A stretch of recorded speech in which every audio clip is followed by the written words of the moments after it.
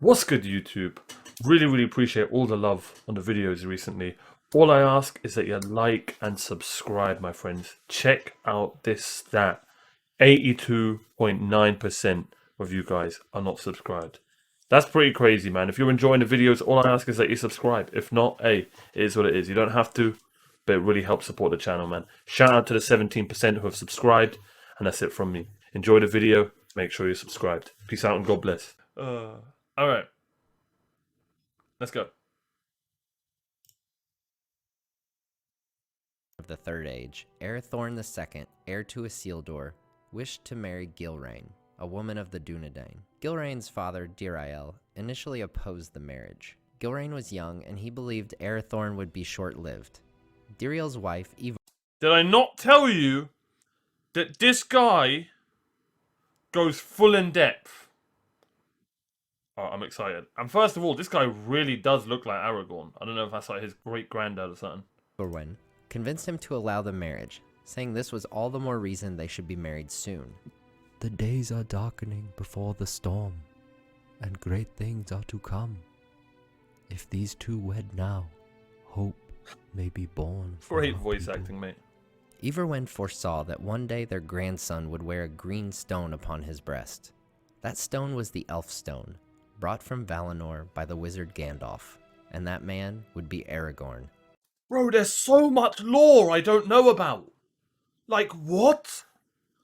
The future king of Gondor. Welcome to Nerd of the Rings. Today, we're Yeah, I don't know taking a why look it was at the full early Memphis. life of Aragorn before the events of the Lord of the Rings. The childhood of Aragorn. Arathorn and Gilraen were married in 2929 of the Third Age, and 2 years later, on March 1st, 2931, Aragorn was born. Oh. Tragically, Aragorn would never know his father. One day, when Aragorn was just 2 years old, Arathorn was hunting orcs with Elrond's sons Elladan and Elrohir, when he was slain, being shot through the eye with an orc arrow. Arathorn died at just 60 years old, which, considering we know That's a bloody long life in Lord of the Rings terms. Aragorn would go on to live for 210 years, Never mind. is quite short for one of the Dunedain. After Arathorn's death, Gilraen took her son to Rivendell, to be fostered by Elrond, as was tradition for the heirs of his I'll see you later, mate. Elrond would raise Aragorn as if he was his own son. He orders that Aragorn's identity be kept secret, naming him Estelle, the Sindarin word for hope. During this time that he called Rivendell his home, Estelle accompanies Elladan and Elrohir on their journeys. In 2952, when he's around 20 years old, he returns from a journey of great deeds with the twins. Elrond was pleased because he saw that he was fair and noble and was coming to manhood early, though he would become greater still in body and mind. Elrond calls Estelle by his true name of Aragorn, son of Arathorn, and presents him with the shards of Narsil and the ring of Barahir, the heirlooms of the line of Isildur. The ring of Barahir. So Gandalf Greyheim thinks he has found Isildur's heir, the lost king of Gondor. He withholds only the scepter of Enuminas, the scepter of the king of Numenor, for he had yet to earn it. Meeting Arwen Undomiel. The very next day, Aragorn is walking alone in the woods at sunset. His heart was full of hope, and he began to sing the Lay of Luthien, the song we hear Aragorn sing in Fellowship of the Ring.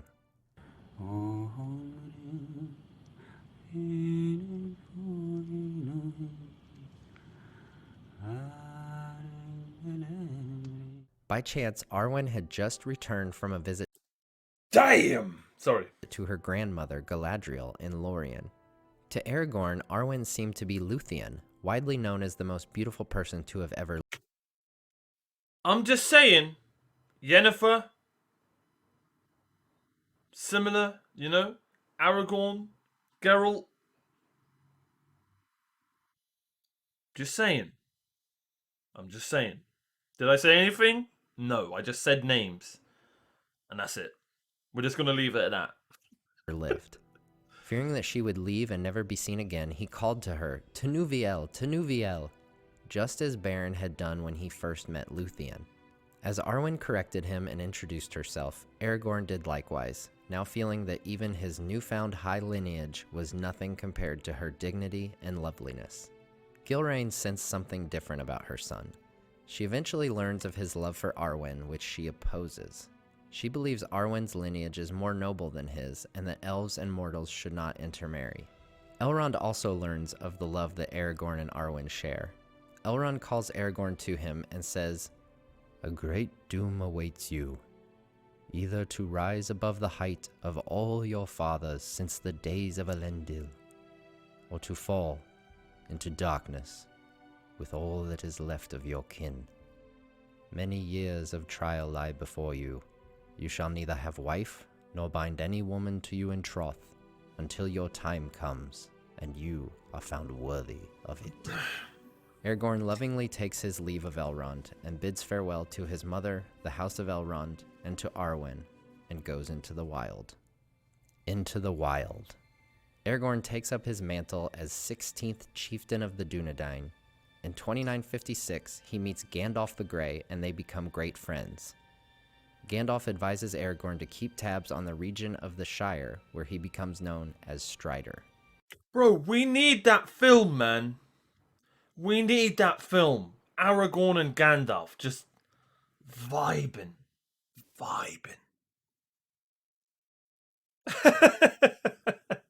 Oh, we'll get there, Frozen. We'll get there. From 2957 to 2980, Aragorn takes great journeys in aiding the men of the West against Sauron and his allies. So as not to reveal his identity, he goes by the name of Thorongil, Sindarin for Eagle of the Star, wearing a silver star upon his cloak. He first goes to Rohan, serving King Thengel, the father of Theoden. He said that you rode to war with Thengel, my grandfather. But he must be mistaken. King Theoden has a good memory. He was only a small child at the time. He Wait, what? Gandalf's older than Theoden?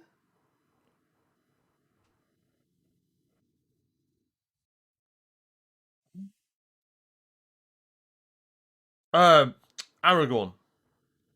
travels to Gondor, serving under Stuart Ecthelion II, the father of Denethor.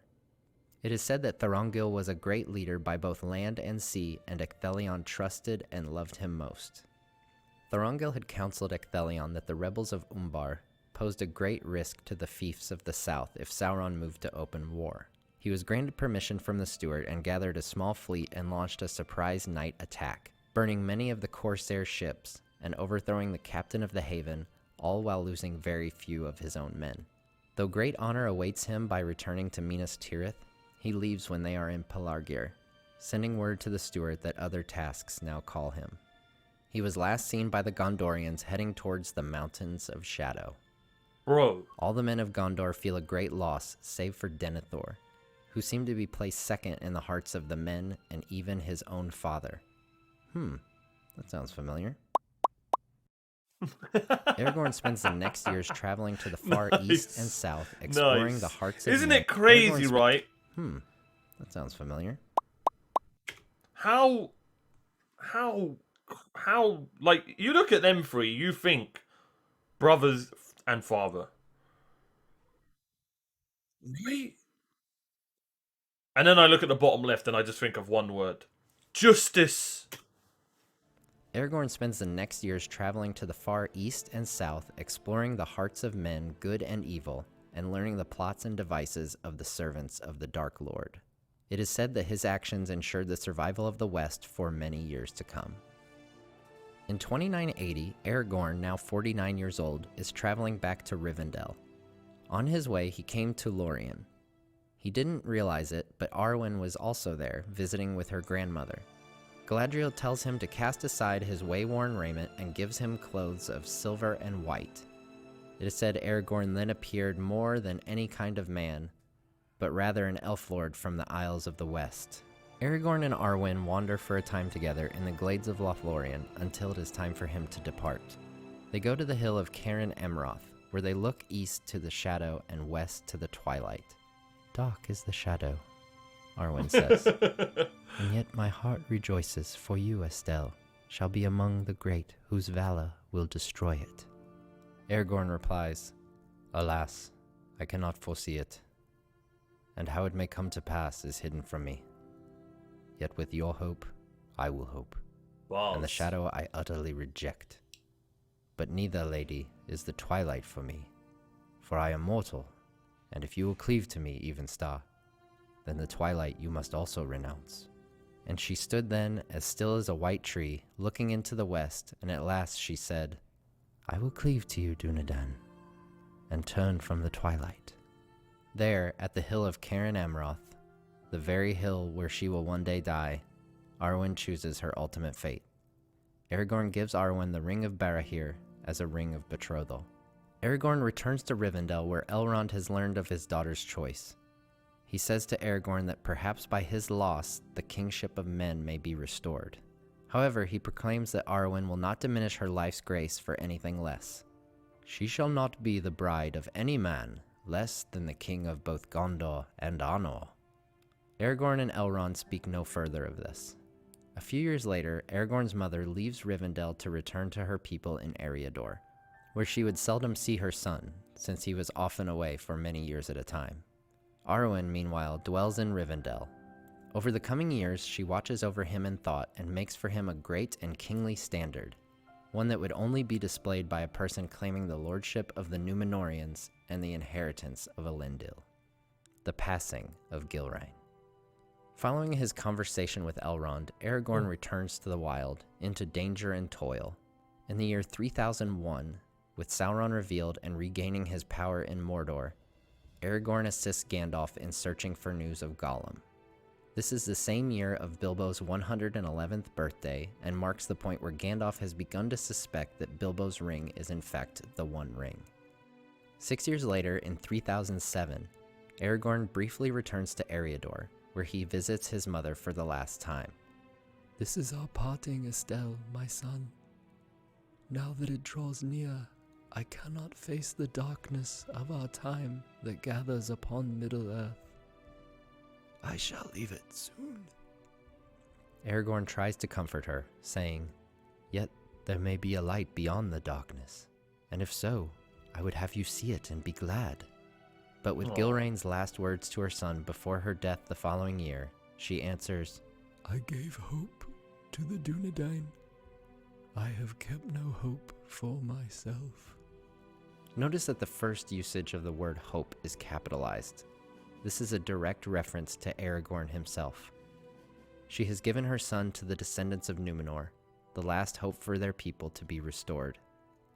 So when you see these lines in use in Return of the King, you can think of Gilraen, the woman of the Dunedain who saw her husband cut down so young and died seeing the darkness that lied before her son.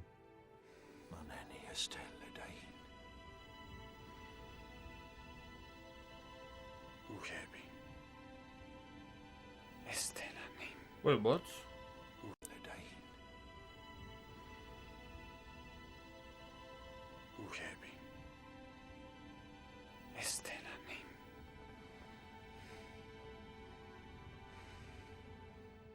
The Hunt for Gollum. Bro, it's like In actually watching a 3017, movie, chat. After searching intermittently for years, Aragorn finally overtakes Gollum in the Dead Marshes. With Gollum in tow, he travels north through Emyn Muil to prevent being seen by Sauron's spies. He crosses the river Anduin at Sarngabir. He does this by tying Gollum to a log and then swimming across the river. They proceed along the edges of Fangorn Forest and through Lothlorien, where the elves send word to Gandalf. Aragorn and Gollum proceed along the Anduin northward, and with the help of the Beornings, the people of Beorn, he enters Mirkwood. Hey, don't forget the Hobbit. He finally hands Gollum over to Thranduil to be held captive for Gandalf's questioning. In all, Aragorn travels some 900 miles on foot with Gollum. He then returns west where he meets Gandalf at Sarn Ford in May of 3018. There, Gandalf tells Aragorn of the plan for Frodo Baggins to leave the Shire with the ring in late September. During the coming months, Aragorn goes on a shorter journey of his own. Upon his return in September, he learns from the elves of Gildor that Gandalf has gone missing and the Nazgul have been seen. He also learns that Frodo has left his home, but there has been no news of him yet leaving Buckland. Aragorn anxiously watches the East Road, waiting for signs of Frodo. Finally, on September 29th, Frodo and his companions enter the Prancing Pony in Bree, meeting a ranger named Strider, who would serve as their guide en route to his childhood home of Rivendell. Thanks for watching this look So at Aragorn's good. life before the Lord of the Rings. So Be sure to good. subscribe Oh, and this hit guy's the bell such so a you boss. don't miss the next video from Nerd of the Rings. So good. In 29... I genuinely barely knew any of that. I didn't even know they caught Gollum or anything like that. Gandalf is literally friends with everyone. Except Dumbledore. Imagine having to hear it. It burns. It burns us for 900 miles. Oh, good one.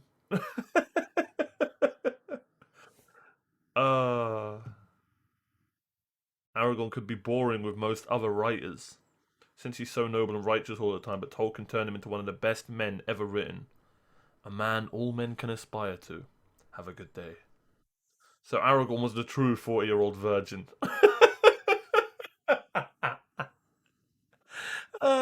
Giving nerds hope since 1954. That's what you got from it, mate?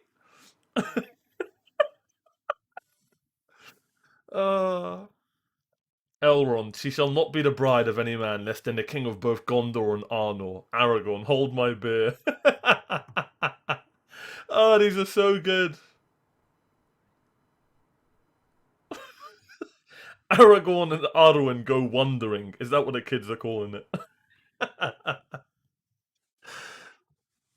Oh, so good. Yeah, I had no idea that he was quoting Aragorn's mother in that scene.